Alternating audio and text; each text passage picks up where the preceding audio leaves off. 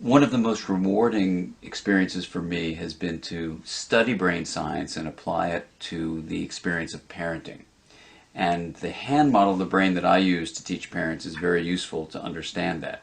So if you take your thumb and put it in the middle of your palm, put your fingers over the top, this is a very useful model of the brain. And when we can actually see in front of us what's going on in the brain, then we can change what the brain does. So let me walk you through very basically what happens in this brain and the structures in it. And it goes like this.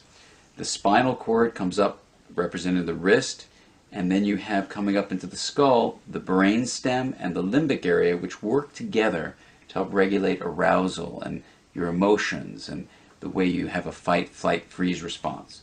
These are below the cortex, the limbic and brainstem areas, and the cortex is this higher part of the brain that allows us to perceive the outside world, to think and reason. And this frontmost part of the brain, right behind your forehead, so the person's oriented like this, is actually the part that regulates the subcortical, limbic, and brainstem areas.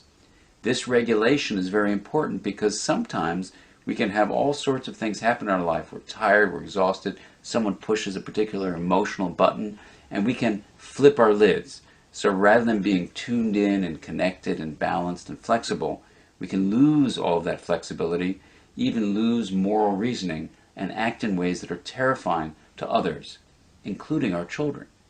Now, you can actually bring yourself back online and come back to the high road and make a repair with your child, and that's important to explain to them. And you can also use this hand model of the brain to explain to children, even as young as 5 and 6, how to understand when their emotions are rising up from the brainstem and limbic areas here, and how it's overriding the prefrontal area and making it so they may be about to flip their lids. So I've had kids come tell me that they're about to go flip their lids and they need a break.